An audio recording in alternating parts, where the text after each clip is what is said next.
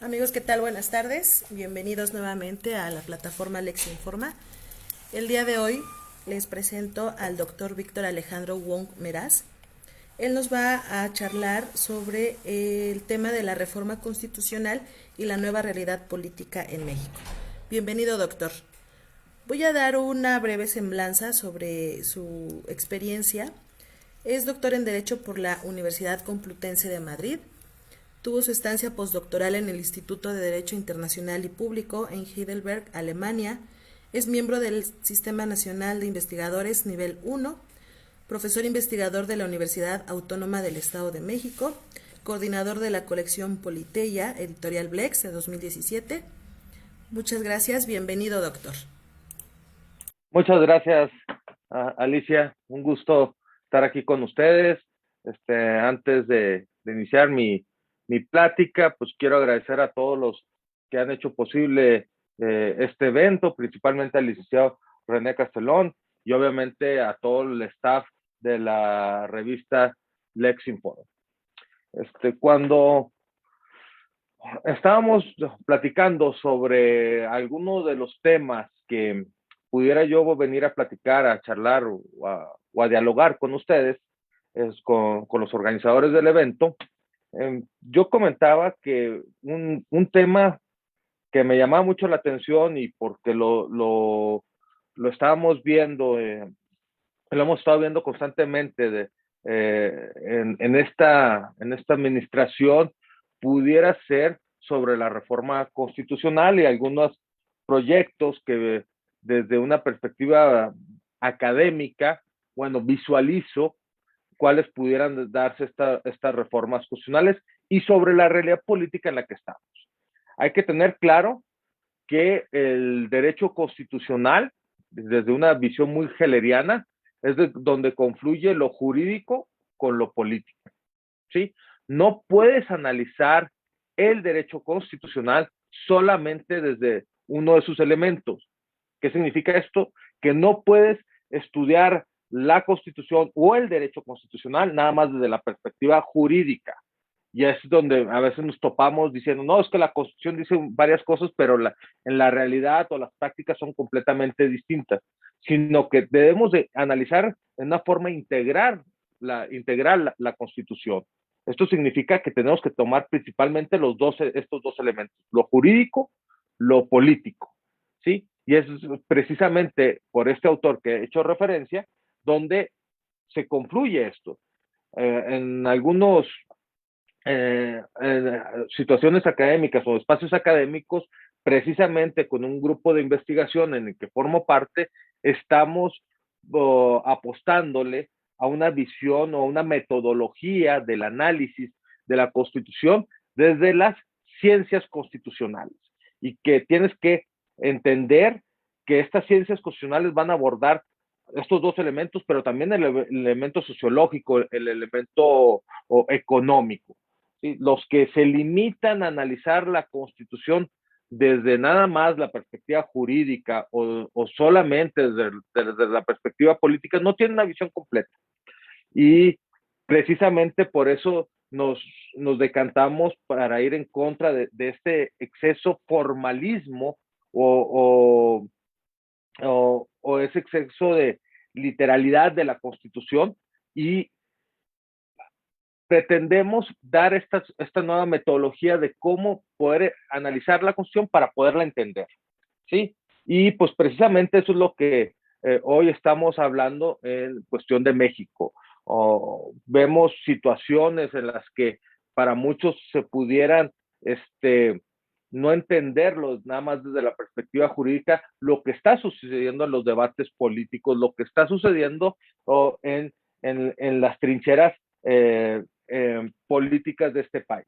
Entonces, precisamente por eso hago esta afirmación y lo que vamos a plantear en esta pequeña charla que voy a tener aquí con ustedes es esta realidad política, ¿sí? Y que desde mi perspectiva ha empezado a cambiar mucho desde el 2018, desde la elección presidencial del 2018 con la llegada al poder del presidente Andrés Manuel López Obrador.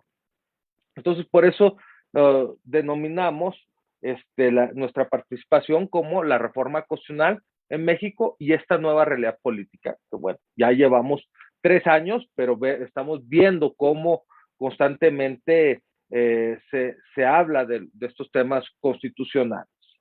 Y quiero dejar algo muy en claro. El principal problema del derecho constitucional y que a muchos les pasa desapercibido, ¿sí?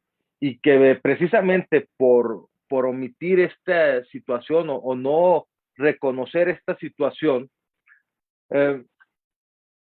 no se logra entender e incluso vienen y hacen unos planteamientos completamente erróneos que van en contra de todo lo que nosotros entendemos por constitución.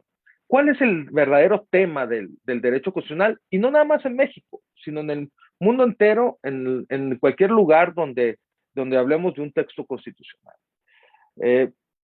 Que desde de los planteamientos de la teoría de la Constitución o del derecho constitucional, el problema más grave es que el poder constituyente, ¿sí?, quiere hacer funciones de poderes constituidos y los poderes constituidos quieran hacer funciones de poder constituyente, ¿sí? Si bien es cierto, en México ya estamos hablando de una constitución de más de 100 años y que el poder constituyente hizo su función desde 1917, ¿sí? Ya no tenemos esa situación de que el poder constituyente quiera hacer funciones de poderes constituidos. Pero lo que sí está latente y constantemente lo estamos viendo es que los poderes constituidos quieran hacer función de poder constituyente, ¿sí?, en las cuales se quieran erigir por encima de los otros poderes. Y es que el Estado constitucional, del que siempre hablamos y defendemos, se va a cimentar sobre, y cuando yo lo explico esto en mis clases de Derecho Constitucional, les digo, el Estado constitucional se va a cimentar sobre un edificio u una estructura de 3 pilares. Estos 3 poderes constituidos, ¿sí?, que pueden soportar cualquier peso sabiéndolos distribuir.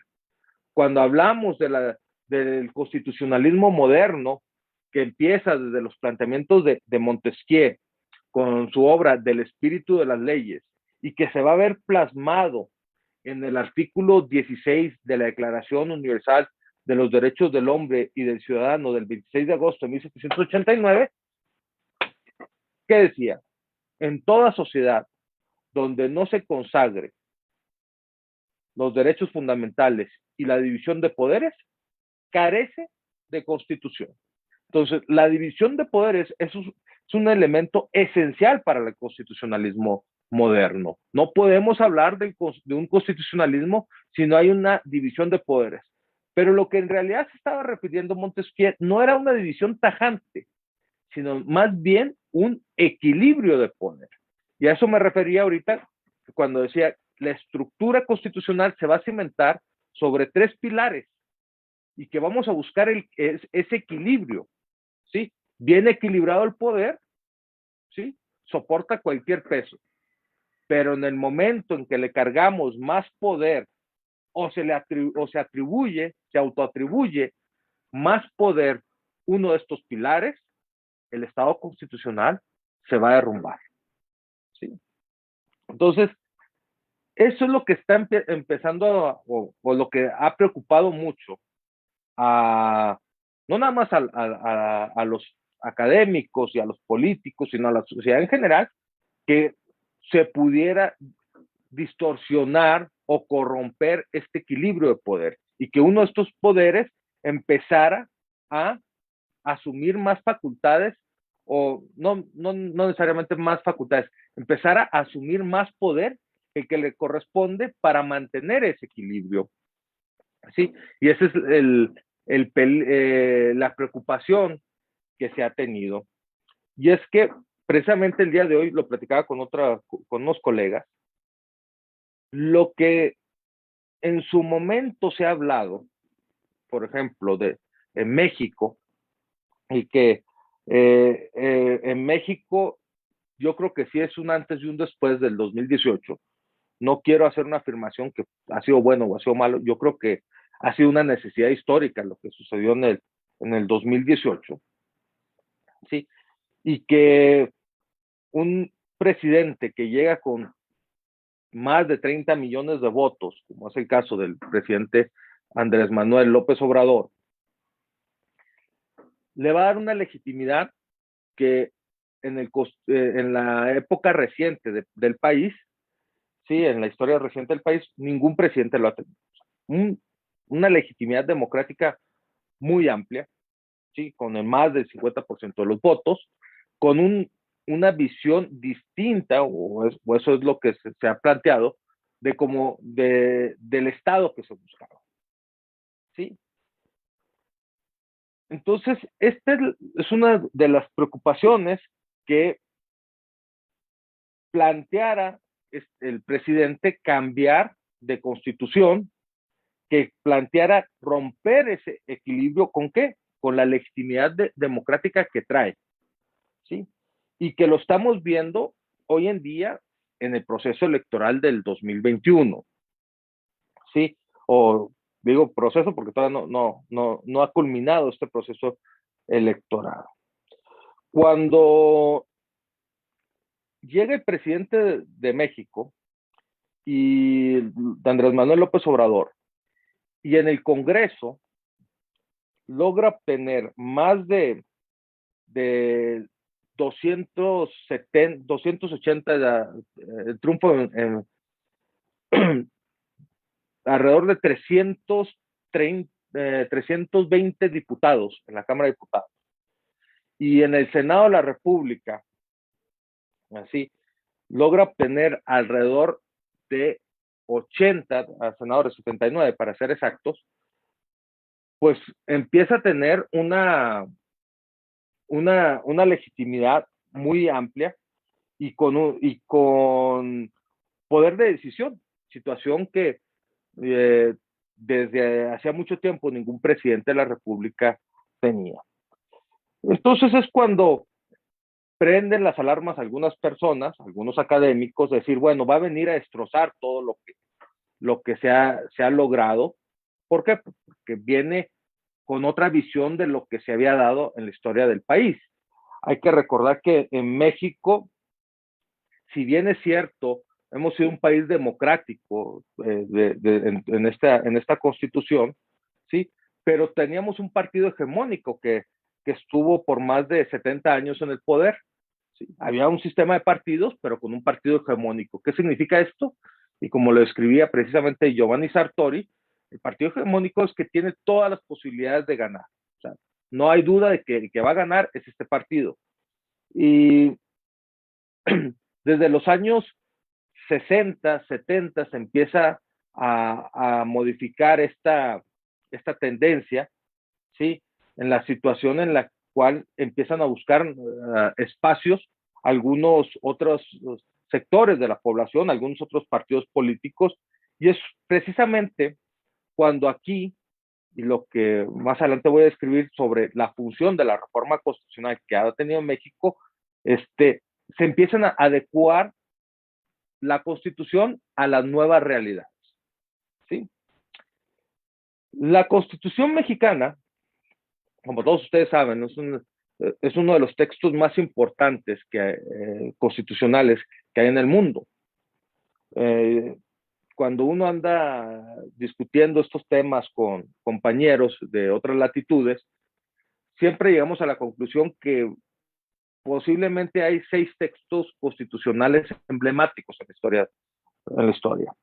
La Constitución de Virginia, del 12 de junio de 1776, que desde lo que ahorita planteaba precisamente de Montesquieu, es la primera constitución moderna que cuenta con derechos fundamentales y división de poderes. La Constitución de Estados Unidos de 1787, ¿sí? La Declaración Universal de los Derechos del Hombre y del Ciudadano, del 26 de agosto de 1789, Y las dos constituciones del siglo XX que vienen de la mano y que vamos a traer ahorita a colación, la Constitución Mexicana de 1917 y la Constitución de Weimar de 1919. Y cuando hablamos de la Constitución Mexicana de 1917, ¿por qué es tan importante? Porque es el primer texto, ¿sí? Primer texto de corte social. Esto es importantísimo en los textos constitucionales modernos. Es la primera constitución de corte social, pero que además viene del movimiento armado el más sangriento de América. Ha sido el movimiento armado más sangriento en toda América. ¿Sí? Por eso yo no tolero los que empiezan a desacreditar nuestra Constitución. Soy un defensor de la Constitución del 17. Y cuando empiezan a criticarla y que incluso hacen planteamientos de crear una nueva Constitución, creo que desconocen todo lo que ha atribuido nuestra Constitución. Pero además, en América Latina, ha sido una Constitución que logró algo que ninguna otra pudo, dar una estabilidad social y un cambio de régimen o un cambio o una transición democrática dentro del texto constitucional, ¿sí? Porque cuando empiezan a hablar de los distintos textos constitucionales que hay en Latinoamérica y que empieza a decir, por ejemplo, Chile, bueno, Chile ahorita está en un proceso constituyente, pero en los próximos meses van a tener una nueva constitución, ¿sí? Y hay que recordar que Chile, su constitución es de 1980. Costa Rica, que te presumen como la constitución o el país, la Suiza de América, bueno, su constitución es de 1949, ¿sí? Brasil, su constitución es del 89. Argentina tiene una constitución, una reforma integral del 94. Colombia, ¿sí? Es de 1991. E incluso cuando estábamos hablando de estas constituciones, en varios de estos países se está hablando de una nueva constitución, como es en el caso de Colombia, Venezuela, que su constitución era de 1999, ahorita se está discutiendo sobre una nueva constitución. Y México, nuestra constitución, que costó sangre, logró darle una estabilidad a este país, ¿sí? Que ningún otro país latinoamericano lamentablemente logró obtener. Entonces, no hay que de irnos a muy fácil nomás de criticar por criticar. Y empiezan, otro de los motivos de las críticas a la Constitución es precisamente el número de reformas constitucionales.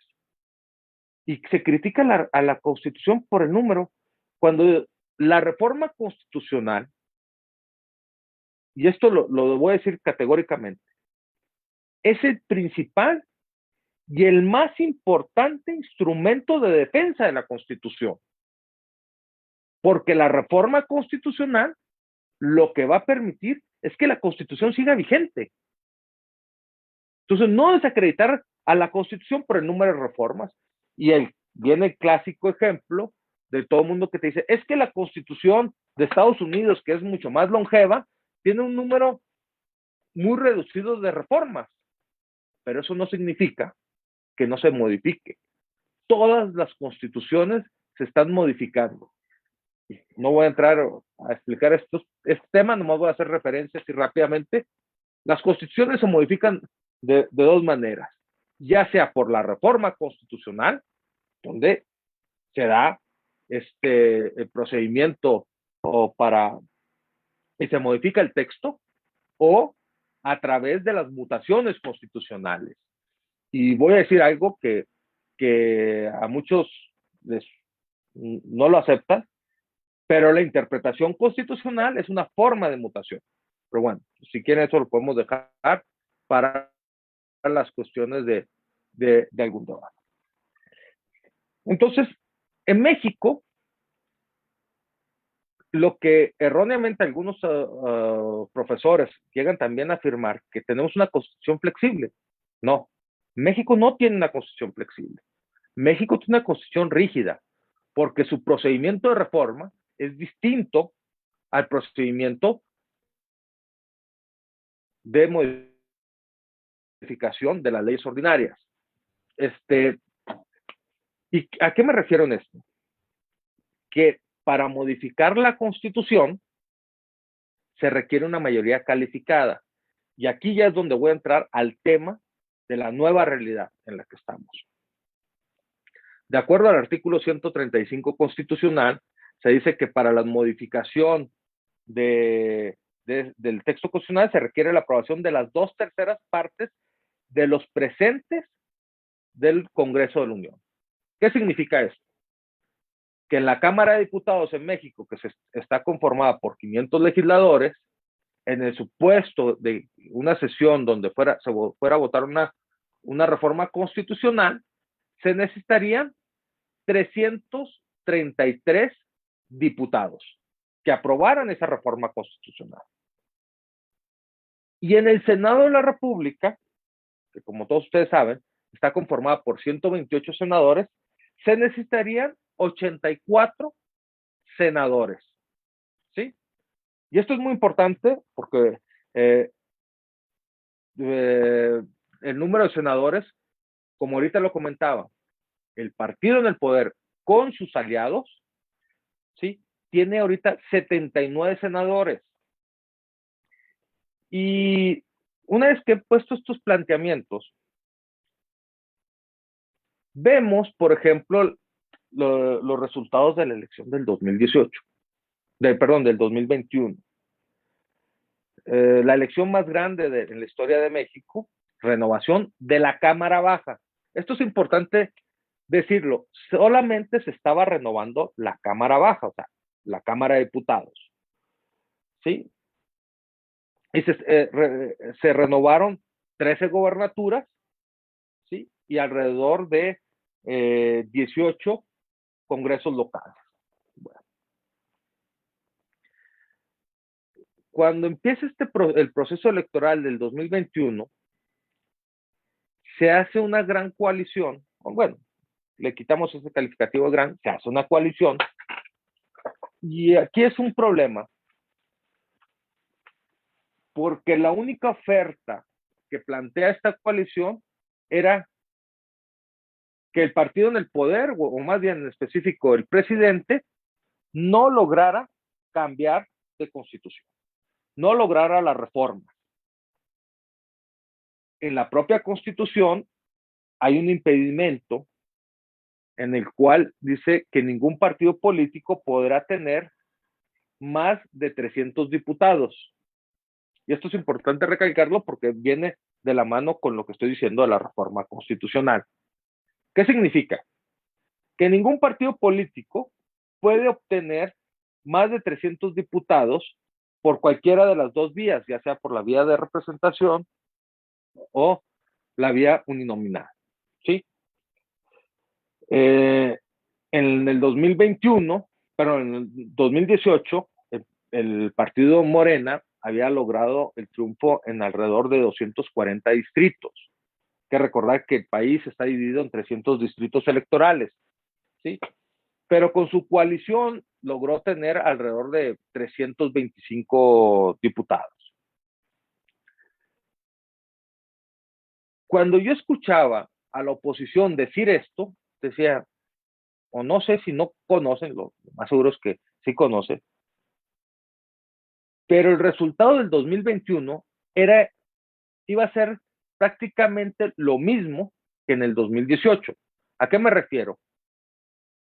Que la clave no está en la Cámara de Diputados, ¿sí?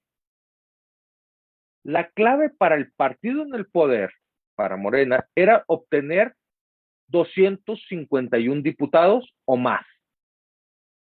Cuando sale la oposición presumiendo el resultado electoral de esta pasada elección, diciendo que no, que habían tenido menos diputados, federales, ¿sí?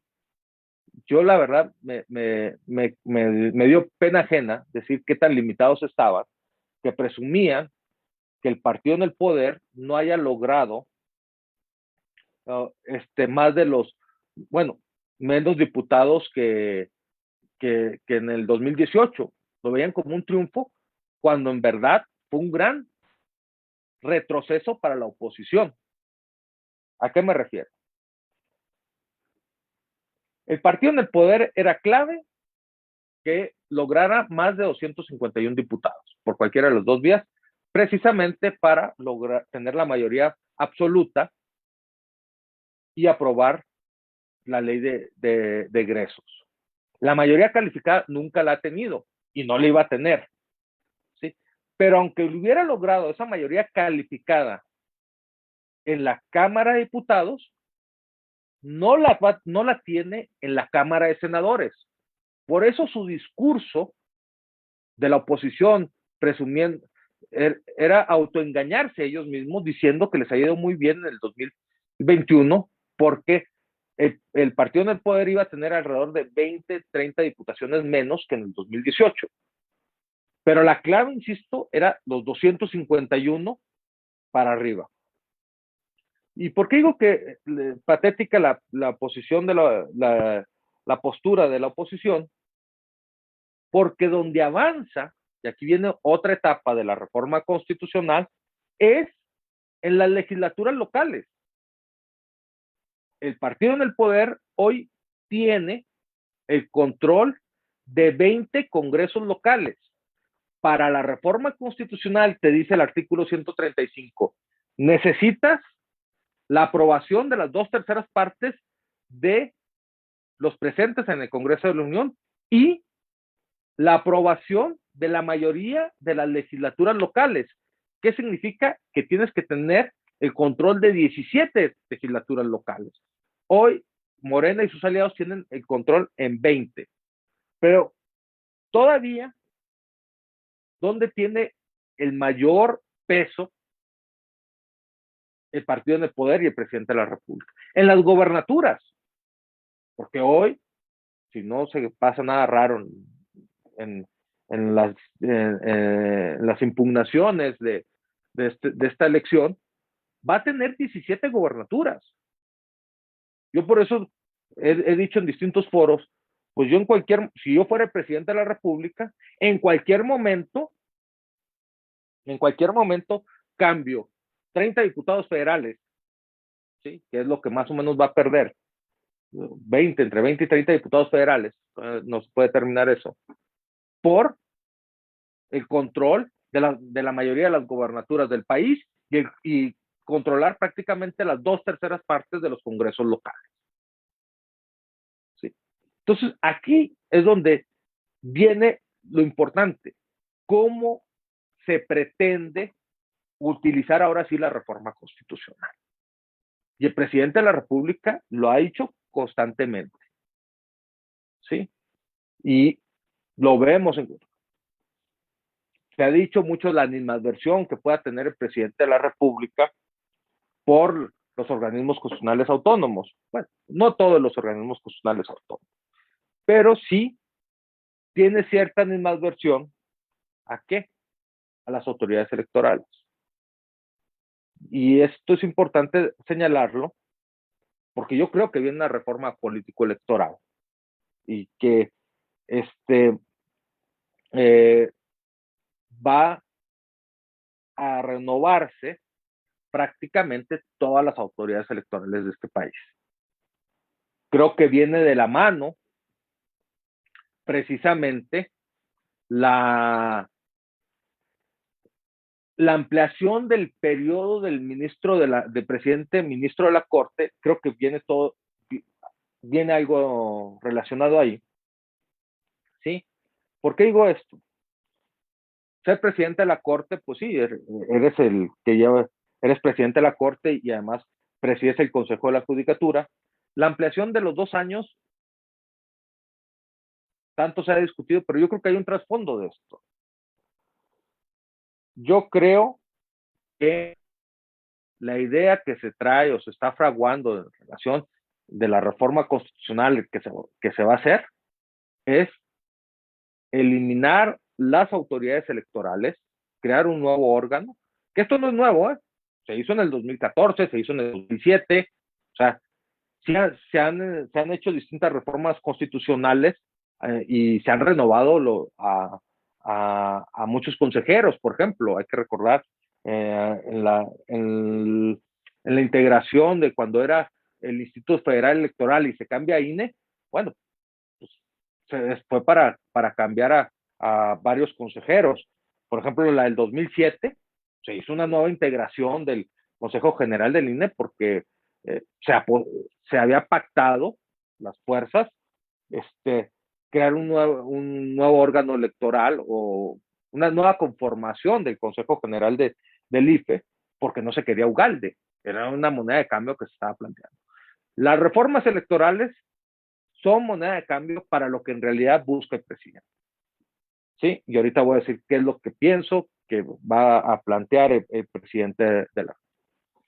Yo creo que la ampliación del periodo del ministro de la Suprema Corte a 6 años es porque se va a pretender hacer algo como el Consejo de la Judicatura, pero en materia electoral.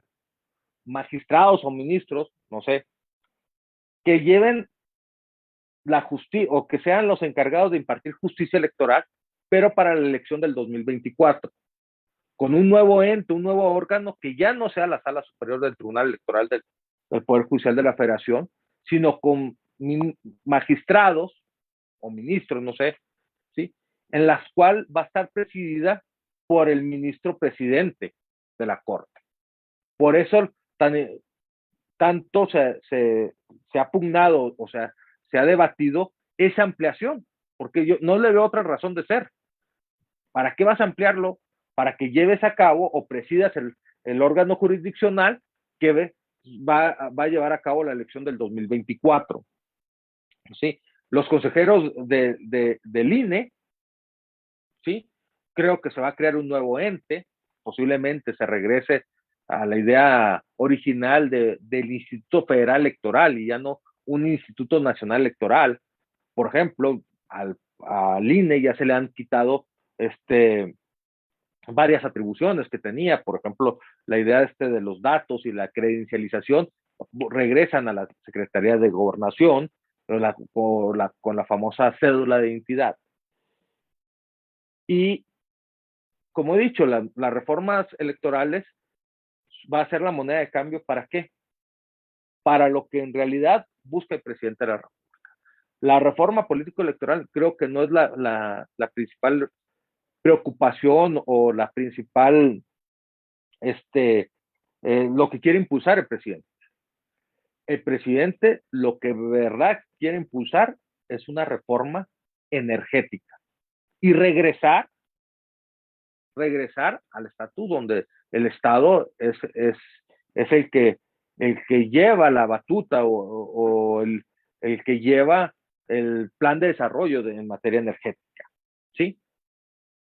Porque precisamente lo que en el 2015 se denominó el Pacto por México, pues es deshacer lo que en el 2015 se logró, o se hizo, pues no sé si se logró. Que ahí precisamente la oposición, todos los que jugaron en ese Pacto por México, se han visto castigados por el electorado, ¿sí? Entonces, la moneda de cambio, o lo que va a pedir el presidente de la República, va a pedir o va a impulsar esta reforma energética, pero necesita de un colaborador. Y ese colaborador es el que siempre ha sido clave, al menos en los números, en esta legislatura. Bueno, en este gobierno, que es el Partido Revolucionario Institucional. Partido Revolucionario Institucional es la clave de si se hacen reformas o no. No por tanto por lo de la Cámara de Diputados, porque ahí sí lograría, por ejemplo, con Movimiento Ciudadano, sino el número que tiene en la Cámara de Senadores. Y por eso hacía referencia que cuando la oposición presumía que no iba a lograr mayoría calificada en la Cámara de Diputados, pues era un autoengaño, porque independientemente que tuviera una mayoría calificada en la Cámara de Diputados el presidente de la República, la clave está en el Senado, y lo que no se renovó fue precisamente el Senado de la República. Y ahí es donde creo yo que se va a dar ese juego político y ver hasta dónde van a llegar estas reformas. Insisto, creo que va a ser la reforma energética, o bueno, la reforma político-electoral como moneda de cambio para llevar a cabo una reforma energética. Y aquí en la importancia precisamente de saber los números y de entender el juego político. Por eso insistía, el derecho constitucional no lo puedes analizar nada más desde una perspectiva jurídica, sino también desde la perspectiva política. ¿Y qué tantas reformas pueden hacer? Pues precisamente la reforma en la idea de que siga actualizando esta constitución. Por cuestión de tiempo, pues no sé si tienen alguna inquietud o alguna pregunta, pues estoy a sus órdenes.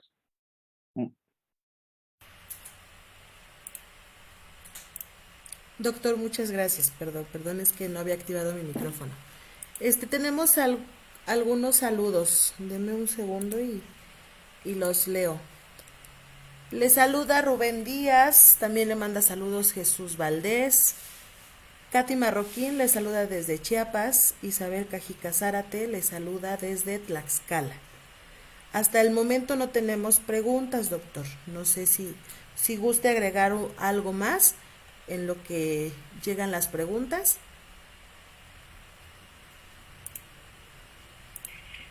Pues precisamente, a ver, toda la reforma constitucional, y aterrizando a este tema de la reforma, digo, no se tiene que dar nada más por unas cuestiones jurídicas. O sea, ¿cuándo se tiene que dar una reforma constitucional?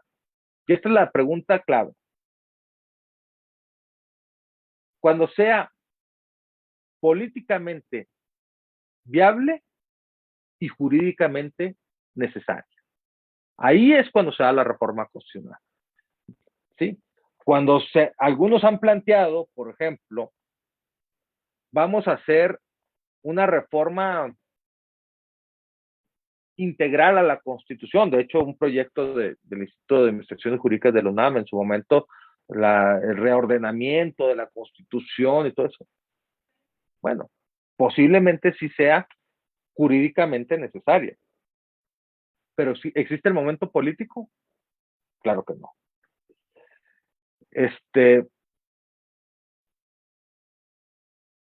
Cuando empiezan a hablar de la Constitución y algunos sectores y algunos, incluso hasta pseudoacadémicos, y digo pseudoacadémicos porque empiezan a plantearte, por ejemplo, vamos a crear una nueva Constitución, ¿sí? Abrir los procesos constituyentes, que es para la elaboración de los textos constitucionales, son muy peligrosos. Es como abrir la caja de Pandora. No sabe lo que va a salir de ahí. No sabe uno lo que va a salir de ahí. Y las constituciones no son recetas mágicas para decir que con una nueva constitución van a mejorar las cosas. Es más, en muchas ocasiones hay retrocesos con los nuevos textos constitucionales. Y México ya fue testigo de ello. En el siglo XIX, con las constituciones centralistas, fue un retroceso de la vida democrática, el país del Estado constitucional. Por ejemplo, lo estamos viendo en Venezuela.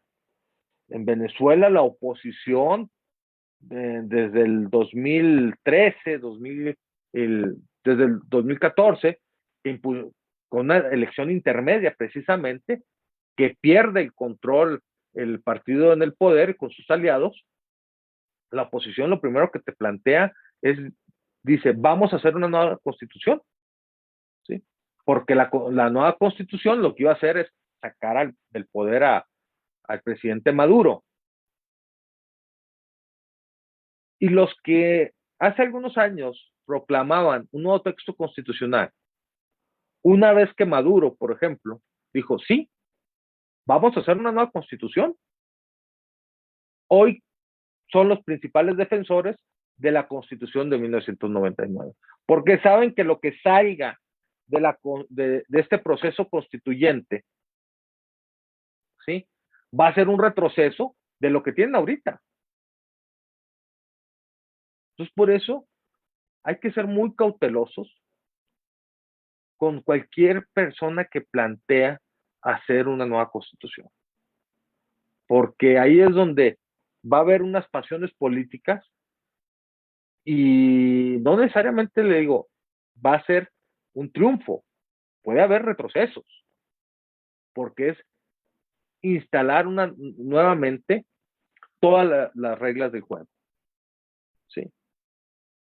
Y podemos caer en lo que algunos autores, precisamente alguien como Carl Levinstein, en su clasificación ontológica de las constituciones, caer en constituciones semánticas, como dirá el propio autor, dirá, que lo único que tiene de constitución es el nombre, que en realidad pues, son un simple disfraz para callar o apaciguar a la comunidad internacional diciendo que tenemos un texto, que se tiene un texto constitucional. ¿Sí? Entonces, pues precisamente por eso está tan peligroso. Yo prefiero que la Constitución se vaya adecuando poco a poco a través de la reforma, que es lo que significaba esta plática, ¿sí? No debe ver en descrédito la reforma constitucional, sino verlo como ese mecanismo de defensa y que está permitiendo que se esté actualizando la Constitución. ¿Sí? A que en unas sesiones se pacte incluso lo que es impactable. Por eso a mí me preocupa mucho todos estos que a veces levantan la voz y dicen, vamos a crear nuevas constituciones. Y digo estos hasta pseudoacadémicos, porque ya lo había denunciado precisamente el rey de Hanover, cuando dice, cuando uno de sus asesores, creo que es LaSalle, lo critica y dice, oye, ¿no tiene usted temor de lo que diga la academia porque está porque no está cumpliendo la Constitución de 1800, está desconociendo la Constitución de 1833, entonces en 1837. Y tiene una afirmación muy fuerte cuando dice, los profesores o la academia, al igual que las prostitutas, se compran con dinero. Cuando la academia o los profesores se vuelven comparsas de los detentadores del poder, es cuando estamos en la antesala de los regímenes autoritarios. Estamos en la antesala de los gobiernos arbitrarios. Y uno lo ve, como muchas veces la academia ha sido comparsa de los detentadores del poder, en una forma escandalosa. Entonces sí tenemos que ser muy cautelosos con esos planteamientos. Y aquí voy a traer a colación a quien fuera mi maestro y mentor, cuando se decía, el profesor Carpizo decía, una mala asesoría de un médico, se muere un paciente.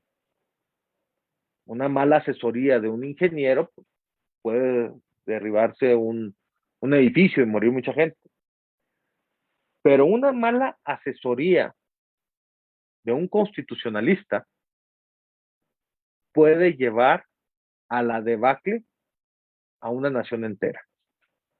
Y es lo que estamos viendo muchas veces, esos egocentrismos de algunos constitucionalistas, hacer planteamientos por cuestiones egocéntricas, no como estadistas. Y precisamente siempre cuando hablo sobre este tema, una reflexión que tengo que dice así: la defensa y protección del Estado constitucional, de la democracia, de los derechos fundamentales, ¿sí? Se da por gigantes a pasos muy cortos, ¿sí?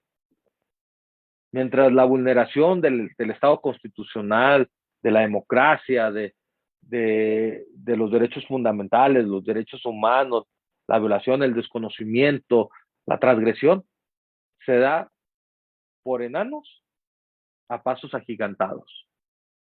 Y en muchas ocasiones nos percatamos demasiado tarde. No sé si alguien quiere hacer algún comentario o alguna pregunta. Sí, doctor, ya tenemos aquí dos preguntas. Antes, Olga Torres lo saluda y le dice que excelente ponencia. Dice Isma Sandoval Galaviz: buenas tardes, me gustaría saber cómo es que vinculó la reforma constitucional con el cambio del INE. Saludos desde Acaponeta, Nayarit. No, lo que yo estoy hablando es que yo creo que, por ejemplo, mire, el artículo 41 constitucional, yo creo que es el artículo más extenso de nuestro texto, que en realidad es una ley electoral. Y precisamente, o sea, incluso se regula hasta los tiempos en medios de comunicación de los partidos políticos, porque eso en ese momento era claro. Y está, ¿qué es lo que pienso que va a suceder? Que en esta reforma político-electoral se va a pretender hacer es crear un nuevo órgano, ya no INE, sino pudiera ser otra vez Instituto Federal Electoral, Centro Electoral del país, algo. Y como es una reforma constitucional, se tendría que renovar todos sus integrantes. ¿Sí?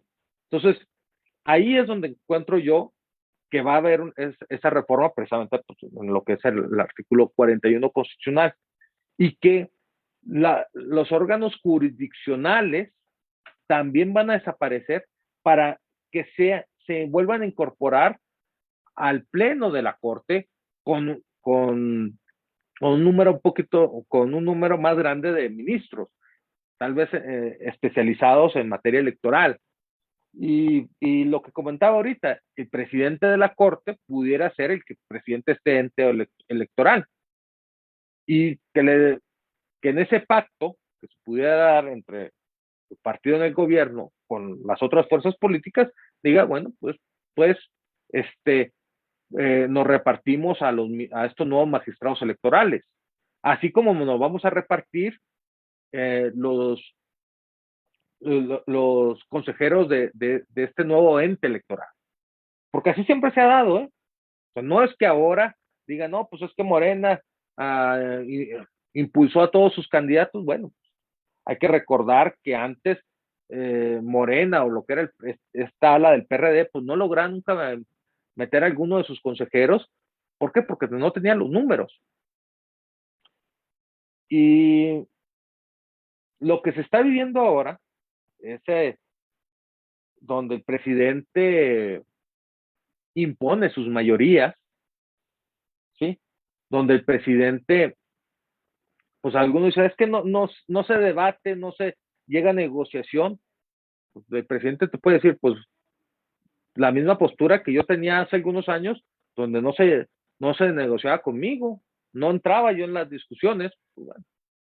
Y es lo que precisamente el propio Robespierre, eh, el gran teórico de la Revolución Francesa, lo dijo cuando ya estaba en la guillotina, cuando estaba a unos pasos de la guillotina.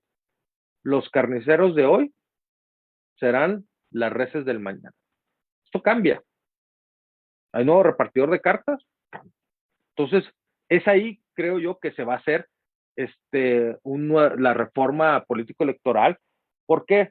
Porque si bien es cierto, hace poco este nuevo gobierno impulsó a 5 consejeros, donde no hay afinidad, es en la Sala Superior del Tribunal Electoral del Poder Judicial de la Federación, porque los 7 magistrados fueron puestos por otros políticos que hoy en día no tienen las fichas para estar en el juego activo políticamente. No sé si le respondí. Gracias, doctor. Nos pregunta Jesús Valdés. Felicidades a la exposición del doctor. Una pregunta. Mucho se ha dicho que en la próxima reforma constitucional en materia electoral los OPLES podrían desaparecer. Con esto que nos comenta, los organismos públicos locales tendrían nuevamente las facultades que perdieron como efecto de la reforma de 2014. ¿Qué les espera? Gracias. Mire, yo soy muy crítico de la reforma político-electoral del 2014. Creo que iba en contra del federalismo. Pues ahorita lo estamos viendo en distintos OPLES, se está ya llevando la renovación de algunos de sus consejeros. Antes, cuando eran institutos estatales electorales, pues bueno, el nombramiento era, ¿por quién? Por los congresos locales. Ahora, ¿quiénes los nombra? El Consejo General del INE. Entonces, vemos cómo todos estos que aspiran a ser consejeros, pues buscan ser cuota de algunos y que de este grupo o de este otro grupo. Los magistrados electorales locales, que antes eran nombrados por los tribunales, por los congresos locales, ahora son nombrados por el Senado. Entonces yo siempre he criticado la reforma del 2014 porque sí atenta contra el federalismo. Se está centralizando. Y cada vez se está centralizando más. Para mí, ¿qué sería lo idóneo? Regresar a que las autoridades electorales locales fueran nombradas por las autoridades locales, no por unos entes acá a nivel nacional. Sin embargo, creo que lamentablemente nos vamos a ir centralizando cada vez más, donde ya no nada más, no va a haber, creo yo, si en esta reforma político-electoral se llegara a dar, en esta idea de la austeridad republicana, decir, bueno, es que se gasta mucho en, en, en estos organismos, hay que desaparecerlos mejor y que se instalen cada vez que sea necesario y como una extensión como de este nuevo ente. Y yo creo que hay cosas en las que nunca se gasta, se invierte. Nunca se gasta demasiado ni en educación, ni en salud, y mucho menos en democracia. Creo que cada vez tenemos que invertirle más en estos 3 elementos y lo estamos viendo precisamente hoy cómo han salido a relucir los verdaderos problemas del Estado. El Estado, principalmente sus problemas, y esta pandemia fue un golpe de realidad lo que nos ha dado. Cuando discutíamos temas tan triviales, bueno, no triviales, menos importantes, y habíamos dejado a un lado muchos de los temas importantes del Estado. La democracia, ahora se preocupaba mucho por cuestiones de las acciones afirmativas y todo esto, cuando nos están diciendo, espérame, hay que ver la educación, hay que ver la salud, y cuando fracasa la educación y fracasa la salud, lo próximo a fracasar es la democracia. Y lo hemos visto, por ejemplo, en la percepción que se tiene de la democracia. El famoso Latinobarómetro, durante los últimos 3 lustros, nos indica lo mismo.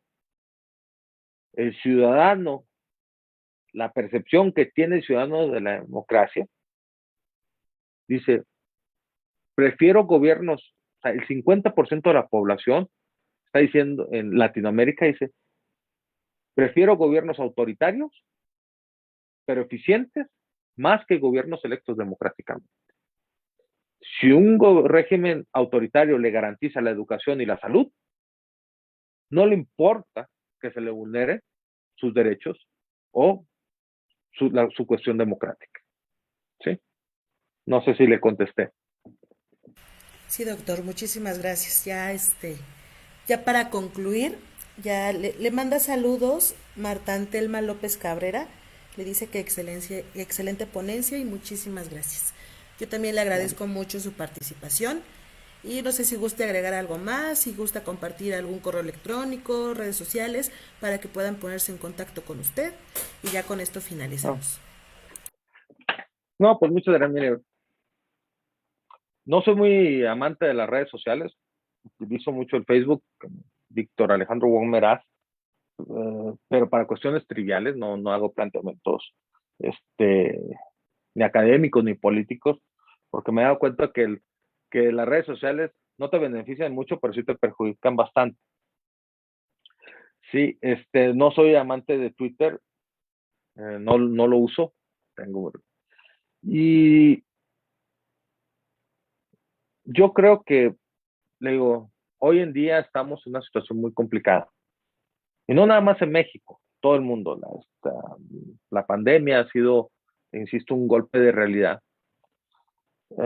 Estamos en un momento de inflexión, o consolidamos el Estado constitucional, o puede suceder que se deteriore tanto el Estado constitucional que ya no exista y se establezcan los regímenes autoritarios. Y cada vez mucha de la población está viendo con buenos ojos los regímenes autoritarios, pero entre comillas eficientes, más que gobiernos electos democráticos. Y cuando muchos del derecho constitucional, los estudiosos del derecho constitucional, empezaron a analizar solamente la parte dogmática, aquí es donde creo que nos ha llevado a esta crisis.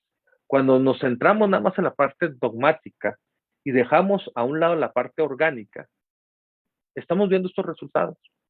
Y precisamente lo que en su momento inicié, este grupo de investigación en el cual formo parte, estamos apostándole a esta, a, a esta nueva metodología, o no nueva metodología, no, al contrario, es una metodología bastante analizada en algún momento, y que fue precisamente la Constitución de Weimar, con una visión de precisamente alguien como Heller. Cuando durante mucho tiempo se dedicaba nada más a una discusión o un debate entre el propio Kelsen o Schmitt, que hoy en día, por ejemplo, alguien como Carl Schmitt, que fue el gran teórico del nazismo y de la teoría de la excepción, y, y utilizando, por ejemplo, en sus debates teóricos la, la suspensión o el estado de excepción para establecer un régimen. Entonces, frente a eso es en lo que estamos. Hoy veo con tristeza que muchos profesores que se jactan de ser estudiosos del derecho constitucional jamás han leído a alguien como Schmitt, como Heller, como Schmitt, y nos centramos mucho en Kelsen, por ejemplo. Y el positivismo no el positivismo de Kelsen, sino de los seguidores de Kelsen, es muy peligroso. Y ya lo había dicho precisamente Federico II de Prusia, cuando les dice a sus generales en una batalla, robar, violar y matar todo lo que quieran, que luego de traer a los juristas para que lo justifiquen. Ese es el peligro de caer en ese positivismo ultranza y pensar que el derecho constitucional solamente se va a limitar a lo que dice la norma. Si la norma te dice que puedes golpear a alguien, lo puedes hacer desde la perspectiva jurídica del positivismo, sí, pero desde la perspectiva constitucionalista. Entonces, por eso es tan importante que reflexionemos sobre estos temas, discutamos estos temas y Y como siempre lo he dicho, en una democracia tiene que haber distintos puntos de vista. No nos preocupemos porque pensemos distinto. Preocupémonos cuando todos pensemos igual. El día que todos pensemos igual, es que algo está muy mal. Entonces, muchas gracias. Otra vez a Lex Informa y a todos ustedes que me hayan escuchado. Doctor, muchísimas gracias. Ojalá se repita esto. Ahí nos Claro que pondremos en sí. contacto con usted. Le agradezco mucho a la audiencia. Estamos en contacto, doctor. Buenas noches. Buenas noches. Hasta luego.